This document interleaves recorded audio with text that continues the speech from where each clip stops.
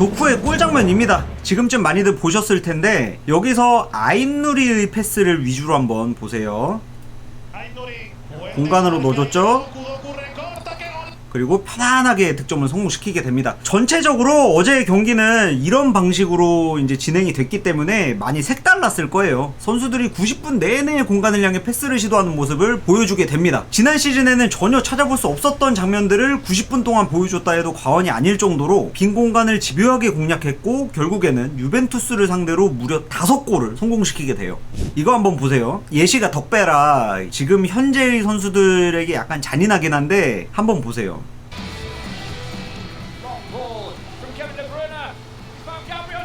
자, 이걸로 이제 득점을 성공시키게 되는데 패스 한 번으로 득점을 성공시키게 돼요. 무슨 얘기를 하고 싶냐면은 먼저 패스트 브레이크, 즉 속공이라는 것에 대한 의미를 말씀드려야 할 것 같아서 지금 영상들을 보여드렸는데 우리는 그런 이야기들 많이 하잖아요. 펩 축구는 점유 축구기 때문에 빠른 공격은 펩이 하지 못한다. 하려는 의지 자체가 없다. 그래서 노잼이다. 축구 안 볼란다. 라고들 이야기를 하시죠. 그런데 이거는 오해라고 볼 수가 있어요. 왜냐면은 후방에서 공을 돌리는 이유부터 우리가 알아야 하기 때문인데 사실은 후방에서의 의미 없는 볼 돌리기는 의미 없는 장난질이 아니라 그거는 순전히 상대의 전방 압박을 포기하게 만들고자 함에 있기 때문이다라는 거거든요. 왜 포기하게 만드냐면은 이렇게 수비 상황에서 이제 맨시티가 볼을 소유하고 있을 때 상대는 이렇게 전방 압박을 들어오게 되죠. 이러면은 맨시티는 여지없이 옆으로 공을 줍니다. 안 놀아줘 하면서. 그리고 또 다른 선수가 전방 압박을 들어오면은 또 이 공을 갖고 있는 선수는 옆으로 줍니다. 안 놀아줘 이러면서. 또 전방 압박이 들어오면은 반복을 하죠.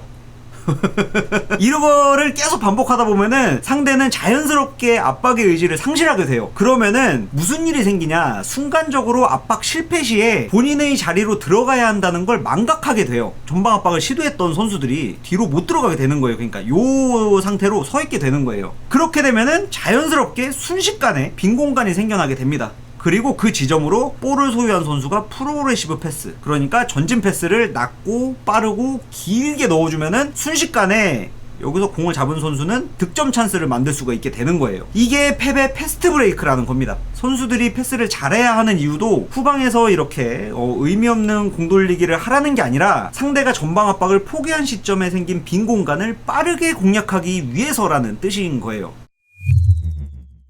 이거 한번 보세요. 처음에 보여드렸던 도쿠의 골 장면과 아주 유사한 장면입니다. 스털링이 볼을 소유하면서 요 지점에 타이트 스페이스 앤더 포켓츠를 형성하고 있죠. 그리고 덕배가 이제 스프린트를 준비하고 있습니다.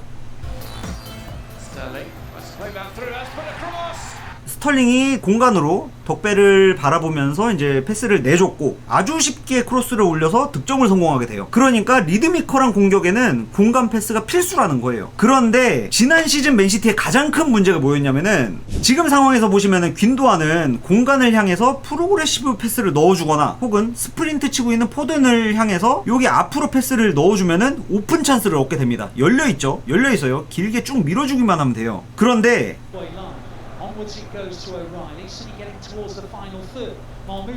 툭 끊어집니다.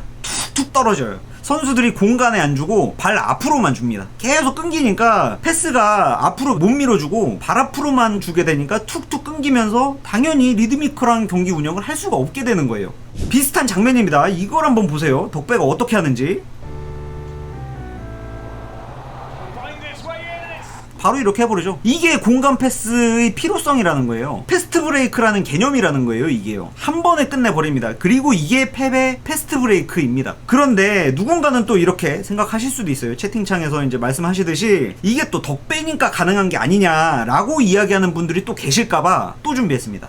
지금 상황은요, 스털링이에요. 공 몰고 올라가고 있습니다. 속공 상황이에요. 요때 아게로 손짓 보시면은 요로 줘 하고 있죠. 여기 앞으로 줘 라고 손짓을 하고 있죠. 한번 보세요. 자, 아주 편안하게 득점을 성공시키게 되죠. 이게 지금 방금 상황은 전술이라기보다는요, 선수들이 능동적으로 한 거예요. 익숙해져 있기 때문에 응용이 가능한 수준까지 도달해 있다라고 보는 거예요. 다른 장면을 한번 보세요. 지금은 페르난지뉴가 볼을 소유하고 있는데 이 전 상황에서 전방 압박을 성공했고 그 덕분에 페르난지뉴가 볼 리커버리를 성공한 상황입니다. 그래서 속공 찬스가 나왔어요. 이때 페르난지뉴가 어떻게 플레이하는지 한번 보세요.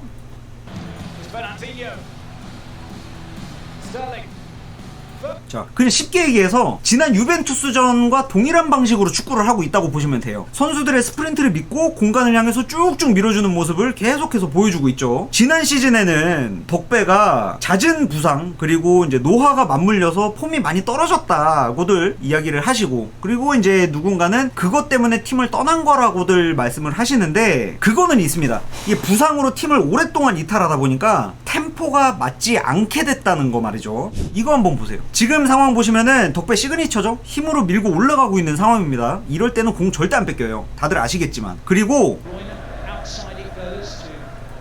공을 앞으로 밀어줬는데 툭 끊겨버리죠. 스프린트 칠 생각을 전혀 안 하고 있죠. 무슨 말이냐면은 복귀에서도 덕배는 전성기 때랑 비교해서 패스 구질만큼은 달라지지 않았다는 거예요. 이것도 한번 보세요. 공간을 향해서 패스를 했는데 이번에는 속도를 못 맞춥니다. 타이밍상 이거는 패스를 잘 못한 게 절대 아니에요. 세게 밀어서 찬 게 아니고 정확히 타이밍을 재서 찼잖아요. 그래서 이거는 덕배가 잘못 찬 건 절대 아니고 그냥 스프린트가 늦은 거고 단순히 균도안이 느렸던 거예요. 그러니까 민첩함이 떨어졌던 거라고 보시면 됩니다. 다시 현재로 돌아와서 사비뇨가 공을 잡아서 스프린트 치고 있는 누네스를 본 뒤에 앞으로 툭 밀어주게 됩니다. 그리고 드리븐 크로스를 시도했고 자책골이 나왔어요. 이거는 이제 누군가는 우연이다, 얘 뽀록이다 라고도 이제 생각을 하실 수가 있는데, 이 드리븐 크로스라는 거는 골키퍼랑 센터백 사이로 공을 떨궈주는 궤적이기 때문에 골키퍼는 공 따라 나오면은 선수들과 부딪혀서 부상당할 우려가 생기게 되고, 센터백은 건들면 무조건 자책골이 나올 수밖에 없어요. 방금 장면은 약간 허술하긴 했지만서도 우연은 아니었다라는 거고, 충분히 위협적인 장면을 연출한 거다. 누네스가, 무려 누네스가 위협적인 장면을 연출한 거다라고도 볼 수가 있는 거예요. 이거 한번 보세요. 다비드 실바가 공을 잡았고 앞에 선택지는 스털링과 덕배 이렇게 두 명이 있습니다. 이때 다비드 실바는 어떤 선택을 하는지 한번 보세요.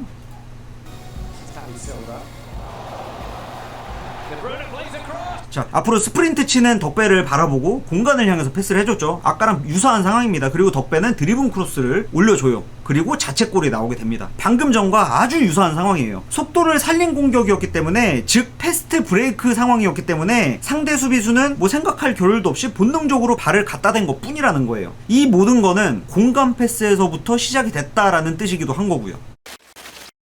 자, 결론입니다. 지난 몇 시즌 동안 맨시티의 경기가 상당히 지루했던 이유는 선수들이 너무 못했기 때문이다 라는 게 있고, 이 공간에 대한 개념을 이해하고 있는 선수들이 하나씩 떠났기 때문이다 라고도 볼 수가 있어요. 그렇기 때문에 펩은 이 문제를 세트피스처럼 드라마틱한 개선을 원했고 그에 적합한 코치를 영입하게 됐고, 그 효과를 보고 있는 거다라고 보시면 될 것 같아요. 하지만 또 간과해서는 안 될 게, 펩은 이제 막 속공에 눈을 떴고 무언가 변화를 시도하고 있는 거다라고 보면은 안 되는 게, 영상들 보여드렸다시피 이전에도 계속해서 시도를 해왔고 그 덕분에 성공적인 시즌들을 보내왔잖아요. 이런 플레이를, 속공을, 빠른 축구를 좋아했었던 사람이다 라고 볼 수 있는 거예요. 그래서 펩이 맨시티로 처음에 왔을 때 가장 먼저 영입하고 싶어 했었던 두 명의 선수 중에 한 명이 라포르트였던 거고, 그 영입이 불발되자마자 낮고 빠르고 강력한 킥을 사용할 줄 아는 콜라로프를 센터백으로 썼던 거예요. 왜냐면 후방에서부터 찬스가 나왔을 때 강하게 앞으로 밀어줄 수 있는 선수가 필요했었기 때문에. 그런데 그 당시에도 지금이랑 다르지 않게 선수진은 너무나 노쇠했고 중원에서의 에너지가 많이 부족했었죠. 지금이랑 너무나 똑같은 상황이죠. 그래서 에너지와 정교함을 높이기 위해서 레인데르스, 셰르키, 아인누리를 영입하게 된 거고요.